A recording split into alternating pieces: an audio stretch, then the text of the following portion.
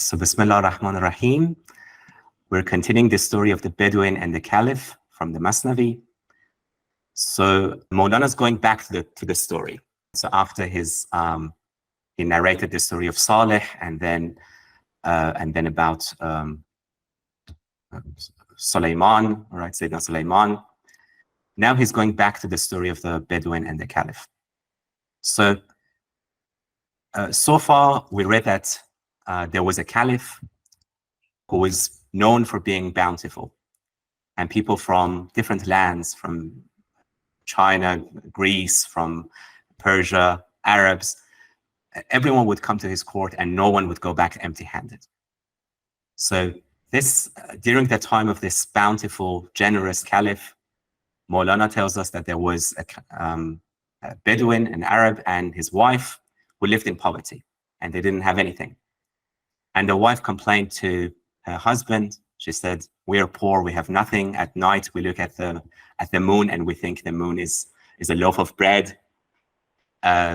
We don't have a blanket. Our blanket is the moonlight. We're in this situation." And she kept complaining. The man, the husband, replied, "Al-faqru fakhri, poverty is my pride. Why are you not satisfied? Look at the birds. They're all happy with what they have. Look at the all the other animals. Look at Allah Ta'ala provides, from the elephant to the gnat, from the largest elephant to the smallest creature. Allah Ta'ala provides for everyone. Why are you not satisfied with what you have?" And of course, then she continued complaining, and she said, "No, you talk about contentment, you talk about faqr, but the reality of faqr is not in you. This is all hypocrisy, because in your nature you also think like me." And then he replied, "No, you think I'm greedy like you because you're projecting your own greed." So there was this long back and forth, long argument between the husband and the wife. And finally, the man said, "Look, we can't agree. We're on different paths. We want different things. So if you can't agree with me, fair enough. So I'm going my way, you go your way." So separation. And as soon as the wife heard that, she changed her approach. So as Maulana said, "Zan dar amad az tariq nisti." She came through the path of nisti, path of self-annihilation. And "Goft man khak to hastam nisati." She said, I'm dust under your feet. I'm not your lady wife." So she changed her approach. She apologized. She said, "I'm pleased with whatever you decree. The reason I complained about poverty is because I'm concerned about you. It's because I love you. Otherwise, I'm pleased with whatever you want." And then when she changed her approach, the man also changed his approach, and he apologized to her. And so those opposite forces, in a sense, were reconciled. Now, Maulana is going to tell us this story about the husband and the wife. It's actually a story about us. It's not about some husband and wife somewhere in the desert or in a distant time. It's about each of us. These forces are inside of us, and they're always arguing, right? And we need to reconcile these two. So now he's going to tell us the inner dimension of that story. ماجرای مرد و زن را مخلصی, so a sincere person. So apparently from Maulana's audience, someone is curious to know, okay, what happened to the man and wife? What was that story about? So a sincere person is asking, what was that story about? باز میجوید درون مخلصی. So sincere person is asking me to elaborate, to explain that story, what it was about. So yeah, that's inshallah what we're going to read today. Brother Abdurrahman, if you're not too tired. Alhamdulillah. Bismillah. The heart of one who is sincere is seeking a moral for the altercation of the man and wife. The altercation of the man and wife has been related. Know that it is a parable of your own nafs and reason. This man and wife, which are the flesh and the reason, are very necessary for good and evil. And this necessary pair in this house of earth is in strife and altercation day and night. The wife is craving requisites for the household, that is to say, reputation and bread and delicacies and rank. Like the wife, the flesh, in order to contrive the means, is at one time seeking humility and at another time to domination. The reason is really unconscious of these thoughts. In its brain is nothing but love of God. Although the inner meaning of the tale is this bait and trap, listen now to the outward form of the tale in its entirety. If the spiritual explanation was sufficient, the creation of the world would have been vain and idle. If love were thought and reality, the form of your fasting and prayer would be non-existent. The gifts of lovers to one another are, in respect of love, naught but forms, that the gifts may have borne testimony to feelings of love which are concealed in secrecy. Because outward acts of kindness bear witness to feelings of love in the heart, O dear friend, your witness is sometimes true, sometimes false, sometimes drunken with wine, sometimes with sour curds. He that has drunk sour curds makes a show of intoxication, shouts ecstatically, and behaves like one whose head is heavy. That hypocrite is in fasting and praying, in order that it may be supposed that he is drunk with devotion. In short, external acts are different from internal feelings, and their purpose is to indicate that which is hidden. O Lord, grant us according to our desire such discernment that we may know the false indication from the true. Do you know how the sense perception becomes discerning? In this way, that the sense perception should be seeing by the light of God. And if there be no effect, the cause too makes manifest, as kinship gives information concerning love. When the light of God comes into the sensual, you will not be a slave to effect or cause, so that love will throw a spark within, wax mighty, and make independent of effect. He has no need for the signs of love, since love has shot its radiance over the sky. There are detailed explanations in order to complete this subject, but seek them and farewell. And as for him that perceived the inner meaning in this outward form, the form is near to the meaning and far. In regard to indication, they are like the sap and the tree. When you turn to the essence, they are very far. Take leave of quibbles and essential properties, and relate what happened to those two with faces like the moon.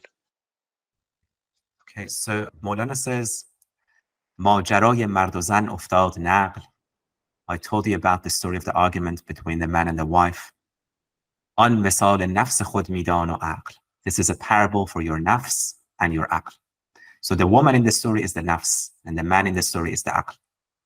And during the argument, we had different stages of the nafs, right? So you had the nafs ammara, and then the nafs radiya mardiya, right? The nafs that is pleased with the decree. So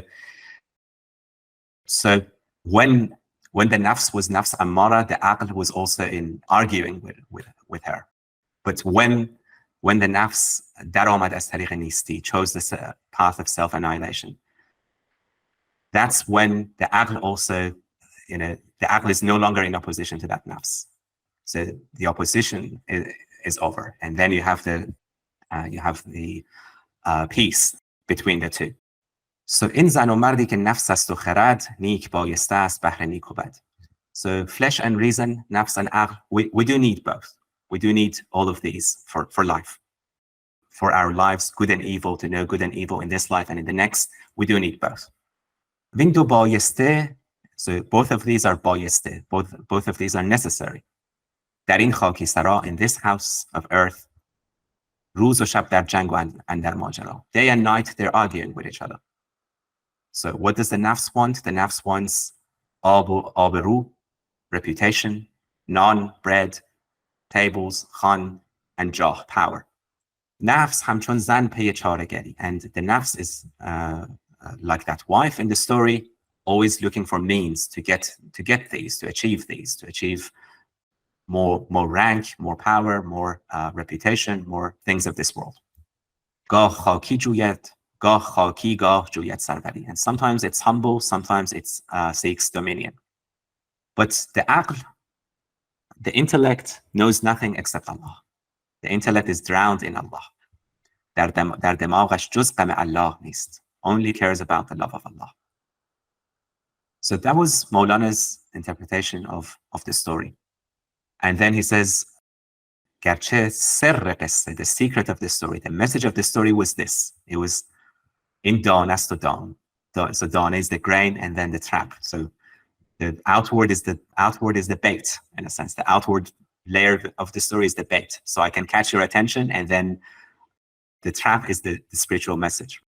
But nevertheless, he says the surat is also important. The outward is also important. گر بیان معنوی کافی شدی خلق عالم عاطل و باطل شدی. If the spiritual explanation was enough, there would be no creation. Creation is outward. Creation is, in a sense, reflection of the inner. So it's the disclosure of what is inward. And just like prayer and fasting, yes, what is most important is the spirit of fasting and the spirit of prayer, but the form is also important. So گر محبت فکرت و معنیستی, if it was just in that, if it was just in thought, then there would be no form for prayer. It would be only formless prayer, only formless fasting. But the form is also important. Yes, put that there. I think the if the spiritual explanation was sufficient and those few baits onwards, those are really I've loved those for a very long time, very profound, but hadn't remembered exactly where they came in the Masnavi. I think, you know, as you try to sort of be spiritual, that sounds so strange saying it, but there is an idea that you should somehow be against the body, against the world, against certain things, but against the zahir, and as if somehow that is lower or lesser. And what I feel from this is that Mevlana is telling us quite the opposite. Both are necessary. They're both two elements of a necessary reality, like a duality. Because we live in duality, we need both of these things. So I think these are really important. Yeah, absolutely. Just like, you know, Allah Ta'ala is the outward and the inward. Az-Zahir wal-Batin. So Maulana says, گر محبت فکرت و معنیستی صورت روزه و نمازت نیستی. If it was enough to love Allah only in thought, there will be no form of prayer, no form of namaz and roza, of fasting. هدیه های دوستان با همدیگر نیست اندر دوستی الا صبر. The presents that friends give each other or lovers give each other. So dost in Persian can mean both. It can mean friends and it can mean lovers. So the gifts, the presents that lovers give to each other. So those presents are material, but they indicate something. They indicate what is inward. That is the appreciation, the love. But outwardly, they are forms, those gifts. تا گواهی داده باشد هدیه ها بر محبت های مزمر در خفا. What those presents do is they give testimony. They testify to the love that is within, to the feelings of love that's hidden. But they manifest those feelings. All these outward acts of kindness, so it can be gifts, it can be kind words, it can be being together, all of those bear witness to what is inside the heart. زانکه احسانهای ظاهر شاهدند بر محبتهای سر ای ارجمند. My dear friend, احسانهای ظاهر, the outward acts of kindness, they are the witnesses to the love that's within. Now, Maulana says, yes, of course, it's possible that sometimes the witness is a false witness, right? It is possible that someone might get someone a present without actually loving them. So witnesses can be true, but they can also be false. Mast gahi az mi و gahi z دوغ. So some people are drunk because they've drunk wine. They're true drunkards. Some people have drunk دوغ. So دوغ is a yogurt drink. And in Persian, it also rhymes with durug, which is lie. So I guess maybe that's why Maulana is using it. So some people have drunk دوغ. They've drunk yogurt and they're pretending to be drunk. They're pretending to be in love. So this is a false witness. They're pretending. And this is the example of hypocrites, because hypocrites pray just like believers. The form is the same, They say the exact same words, but the reality in them and the outward actions do not match. آن مرایی در صیام و در صلاست. The hypocrite fasts and prays so that others think that he is drunk. He is drunk with devotion. But that's a false witness. And yeah, again, he says, external acts are there. The reason they're there is to give witness to what is hidden. But we need to have the discernment. We need to have the power to discern what is true and what is false. And again, that's not easy. We need to ask Allah. We need to ask God continuously. Ya Allah, give us the discernment, as the Prophet used to pray. أرني الأشياء كما هي. Show me things as they are. Don't let me be deceived in this world. یا ربان تمییز ده ما را بخواست تا شناسیمان نشان کژ ز راست. Give us that power of discernment so we can discern what is true from what is false. And how can we get that discernment? It's from the nur of Allah. It's from the light of Allah. حس را تمییز دانی چون شود. How can our eyes and ears discern what is true and false? It's only possible when the light of Allah is there. And this is refers to a hadith. اتقوا فراسة المؤمن. Be cautious of the insight of the believer, because the believer looks with the light of Allah. So the light of Allah is in his eyes or her eyes. آنکه حس ینظر به نور الله بود. So the sense perception should be seeing by the light of God. Yes, Kenzie. No, I just wanted to thank you, because actually I read this part a few times and I did not understand it. So thank you. That's all what I have to say. So, yes, Brother. I think Mevlana is also here critiquing an attitude that we often find today, I think, of you might call, I don't know, a kind of new age spirituality that only sees a certain kind of love, Yep. and but that doesn't want to have any obligation, any work to do, and without work you're not able to develop and you're not able to show your devotion. So there's not really any difference to someone who doesn't want to do who says that you don't have to do work, and one just doesn't want to do work. So so that's an important corrective. The real world isn't meaningless. It has meaning. It just needs to be transformed, but as by the Nur Allah, of course. There are lots of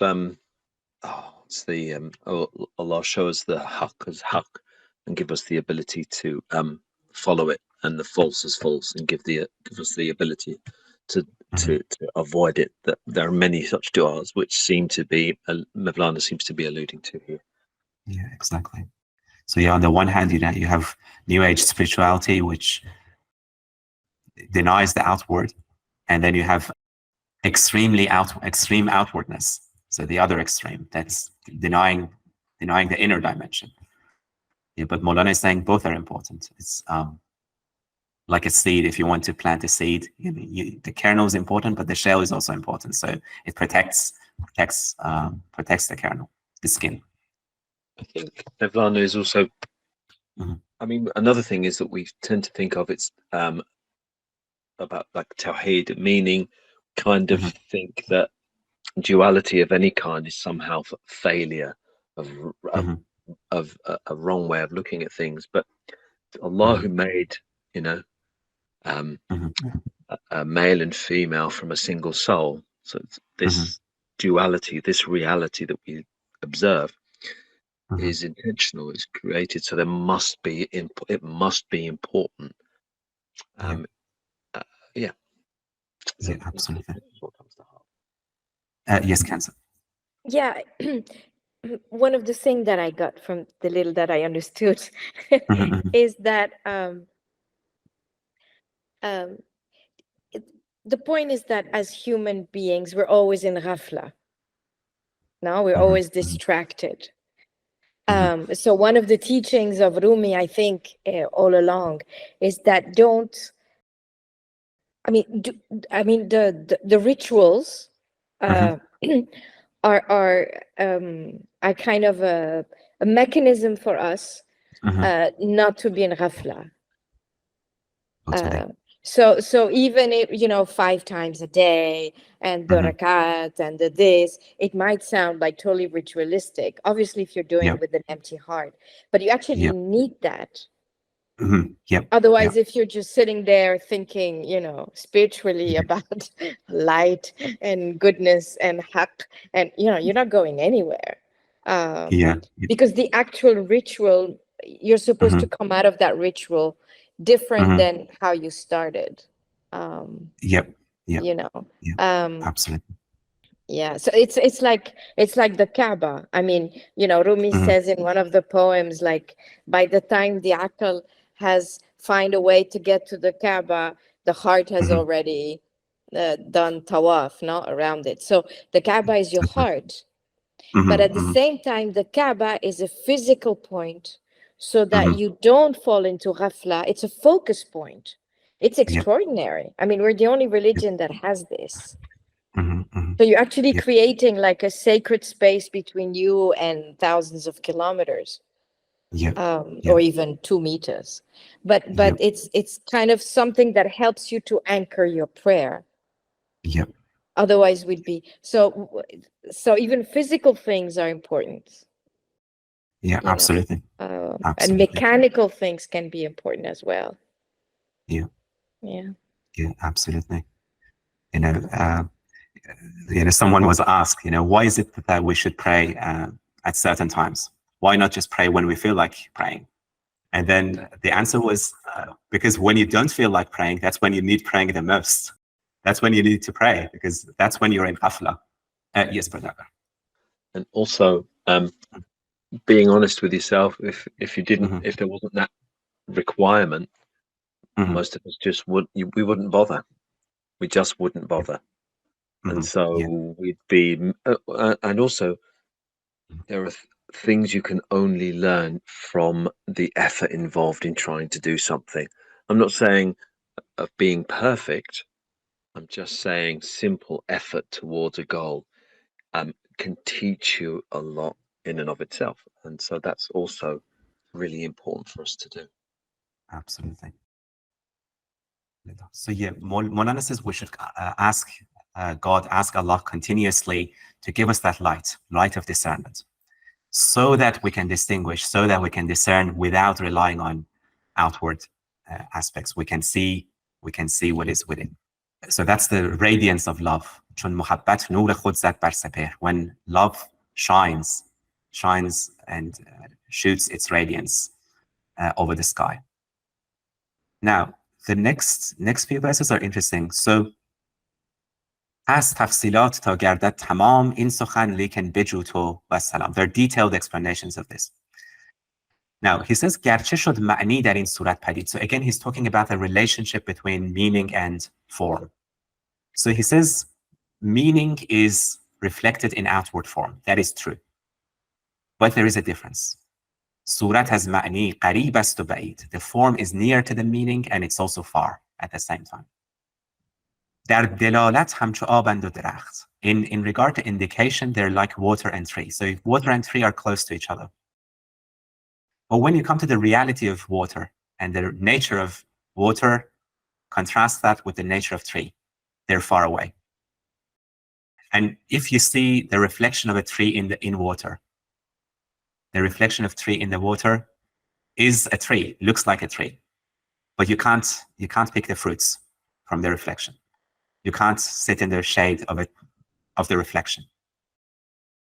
So there were groups of Sufis who would say, so this is a famous quatrain by one of the Sufi sheikhs. So he says, زان می نگرم به چشم سر در صورت زیرا که ز معنی است اثر در صورت.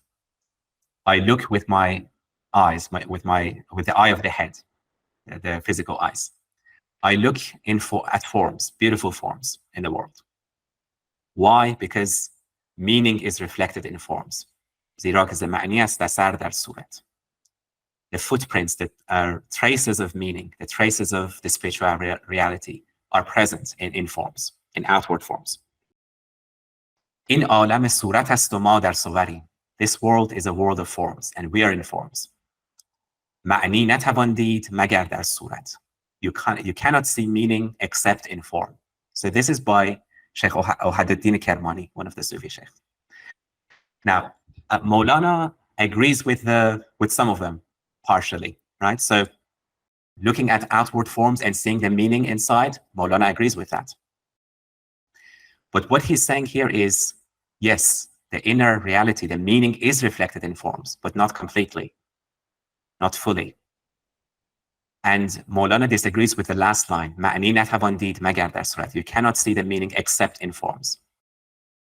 So Maulana is saying the complete vision is when you see that independent of forms, right? And there's a famous story that Maulana Shams sees a Sufi that's looking at the moon in a pond, reflection of the moon in the pond, and he says, "What are you doing?" He says, "I'm looking at the moon. I'm looking at the reflection in the pond." And he says, "If there's nothing wrong with your neck, why don't you look up and look at the moon in the sky?" So Maulana says, yes, everything that's outward, they're the footprints, they're the traces of Allah, they're the traces of the world of meaning in the outward world. But you can also see those realities inside you directly, without these footprints, without these reflections. And there's also another story in the Masnavi. There are two Sufis. One of them has closed his eyes and meditating. The other Sufi comes and says, "Why don't you open your eyes and look at the beauty of that nature, look at the trees, look at the flowers, look at it's in the Qur'an, look at the athar rahmatullah, look at the traces of the mercy of Allah." And this Sufi says, no, the athar, the traces of Allah are inside me. What you see inside, these are the traces of the traces. They're the reflections of the reflections. But they're inside me. So here Maulana is saying, yes, surat and ma'ni, forms and meaning, they're both important, but primacy is for the meaning, right? And on the one hand, yes, they're close, and they can forms can lead you to meaning, but they can also hinder you. So there is both aspects of forms. Outward forms can help you. They can be a vehicle. They can help you in spirituality, but they can also be a hindrance. And then again, he says, "Tark mahiyat wa khasiyat," go leave this discourse about mahiyat and essential properties, and go back to the story of the man and the wife, the two people with faces like the moon. Yes, Badabra. So Mevlana here is referring obliquely, what do they call it? Shahid Bazi, is that the word? Shahid Bazi, yeah, exactly. Yeah. Shahid Bazi or Jamal Parasti, yeah, exactly. Like looking at especially young boys. Yes, exactly. Like beautiful things, beautiful things in general, yes, and yeah. Mm-hmm. Yeah. And I think that's that for those advanced and those who have left behind that essential duality, I suppose. Mm-hmm. Yeah, there's probably no problem. Mm-hmm. But how many really have? And I feel like even those who have done that by following the way and the custom of the Prophet himself, والسلام, who, I don't think that's not something that's particularly intelligible to me. But I think ultimately following Mevlana's way is important for me. I'm not expressing myself clearly, obviously, but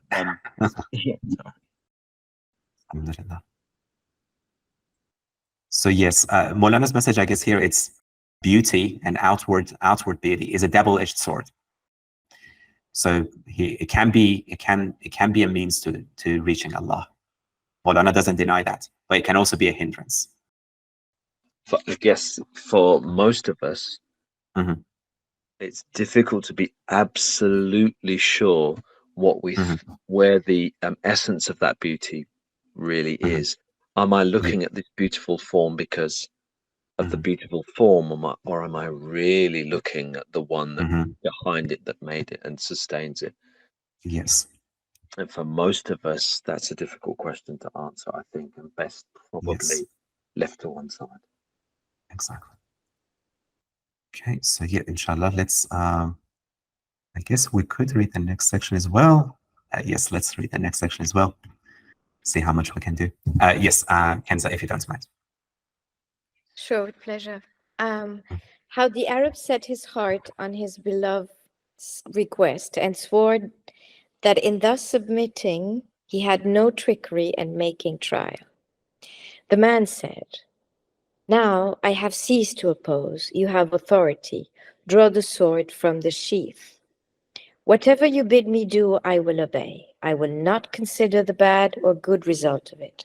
I will become non-existent in your existence because I am your lover. Love makes blind and deaf." The wife said, "Oh, I wonder if you are my friend or whether you are discovering my secret by trickery." He said, "By God, who knows the thought most deeply hid, who out of dust created Adam pure, who in the body 3 cubits long, which he gave him, displayed everything that was contained in the tablets and the spirits. Through his, he taught him the names. He at the very first gave instruction concerning everything that shall come to pass unto everlasting." So that the angels became beside themselves at his teaching and gained from his glorification a holiness other. The revelation that appeared to them from Adam was not in the amplitude of their heavens. In comparison with the spaciousness of the range of that pure spirit, the expanse of the 7 heavens became narrow. The prophet said that God has said, "I am not contained in the jar of high and low. I am not contained in earth or heaven or even in the empyrean. Know this for certain, O noble one. I am contained in the true believer's heart. Oh, how wonderful. If you seek me, search in those hearts." He said, "Enter among my servants. You will meet with a paradise of vision of me, O God-fearing one." The empyrean, notwithstanding its wide light, when it held that, was confounded. Truly, the magnitude of the empyrean is very great, but who is form when reality has arrived? Then the angels were saying, before this, we had the friendship on the dust of the earth. On the earth, we were sowing the seed of service. We were marveling at that connection, marveling what connection we had with that dust, inasmuch as our nature is of heaven. Why friendship in us who are light with darkness? How can light live with darkness? Or Adam, that friendship was owing to the scent of you, because earth was the hoof and warp of your body. From this place your heavenly body was woven. In this place your pure light was found. This that our souls have obtained from your spirit, formerly shone from the dust. We were in the earth, and heedless of the earth, heedless of the treasure that lay buried there. When he bade us journey from that place of abode, our palates were soured by the change, so that we were arguing, "Oh God, who will come in our stead? Will you sell the splendor of the praise with which we glorify and magnify you for babble and chatter?" The decree of God spread for us the carpet. Speak ye in the way of boldness, without fear, whatever comes upon your tongues, like an only child with its father. For what if these words are unseemly? My mercy likewise is prior to my wrath. In order to manifest this priority, or angel, I will put in you incitement to perplexity and doubt, that you may speak and I not take offense at you. None who denies my clemency may dare to utter a word.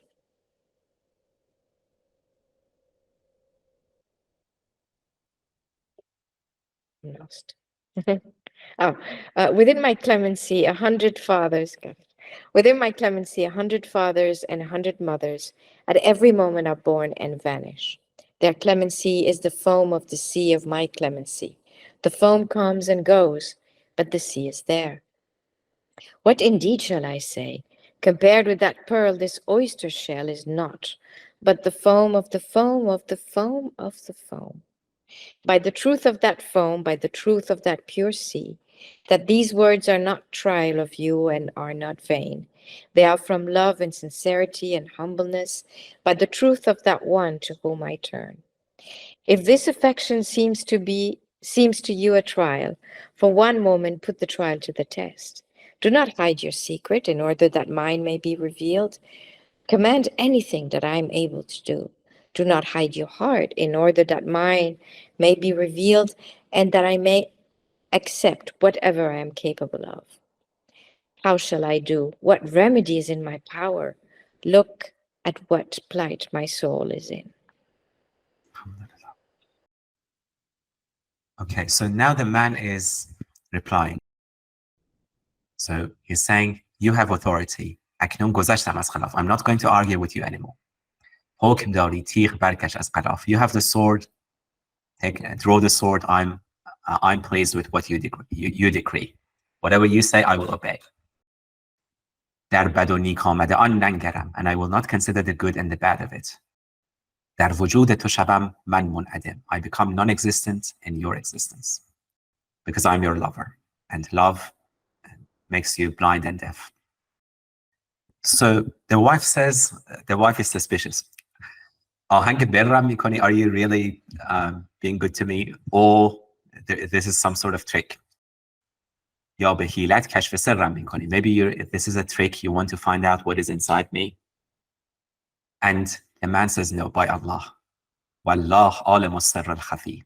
The one who knows the deepest hidden secrets of mankind.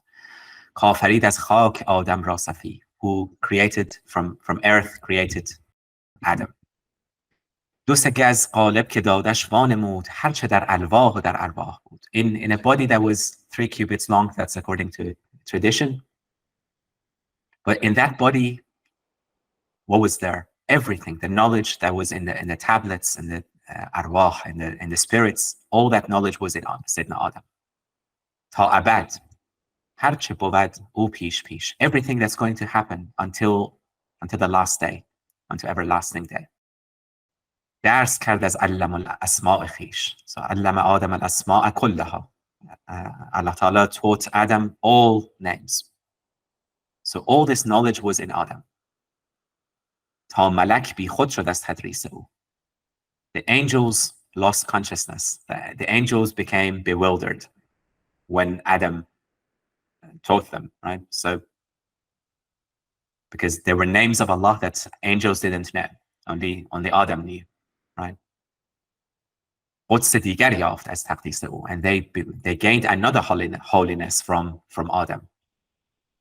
And that joy, that expansion that they found in Adam, they didn't find in the heavens, the angels. در فراخی عرصه آن پاک جان تنگ آمد عرصه هفت آسمان. Because the 7 heavens could not fit in the heart of that pure soul that was Adam. And now Maulana is going to explain. گفت پیغمبر که حق فرموده است. The Prophet ﷺ says, so this is a hadith Qudsi, right? So the Prophet is saying, Allah Ta'ala is saying, من نگنجم هیچ در بالا و پست. I do not fit in any place, high and low. در زمین و آسمان و عرش نیز. I don't fit in anywhere in earth. I don't fit in heavens. I don't fit in the empyrean. من نگنجم این یقین دان ای عزیز. I don't fit in any place. در دل مؤمن بگنجم ای عجب. But I fit in the heart of a believer. So heavens and earth cannot contain me. The heart of a believer can contain me. گر مرا جویی در آن دلها طلب. If you seek me, seek me in the hearts. That's where you find me. So there's also another tradition. قلب المؤمن عرش الرحمن. The heart of the believer is the throne of Allah, is the throne of the All-Merciful. گفت ادخل في عبادي تلتقي جنة من رؤيتي يا متقي. He says, this is in the Quran, if you want to see my paradise, يا أيتها النفس المطمئنة. If you want to see my paradise, enter my servants, enter my slaves. That's where my paradise is. It's in the hearts of those chosen ones of Allah. ادخلي في عبادي وادخلي جنتي. That's where my paradise is. So if you want to see me, if you want to see my paradise, you need to enter the hearts of my chosen ones. That's where paradise is. عرش با آن نور با پهنای خویش چون بدید آن را برفت از جای خویش. Because the Empyrean, with all its expanse, when it beheld that light in the believer, it was confounded and bewildered. You know, Maulana has a ghazal about this, right? He says, I looked for God and چلیپای نصرانیان سر به سر بپیمودم اندر چلیپا نبود. I examined the cross of the Christians, but God was not on the cross.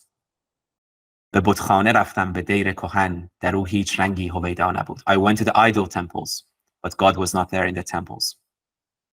به کعبه شدم, so I went to Kaaba. God was not there. I went to the Kuh Qaf, I went to the mountain Qaf, but that Seymour was not there on that mountain. I went to the heavens, to the Qab Qawsain. I didn't see the trace of God there. Until I looked inside my heart. And then when I found God in me, then I found God everywhere.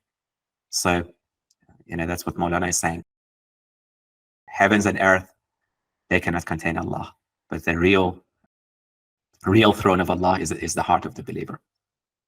Yeah, I guess maybe we could stop here and then continue the rest of the section, explaining the next of the section next week. But any thoughts, reflections so far on this page? Yes, Kanza.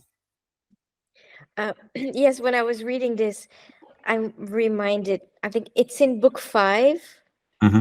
There's kind of a long section in the Masnavi where it's the God sends each archangel to go and pick up dust, you know, and for each archangel, there's like the dust kind of recoils and doesn't want to be taken.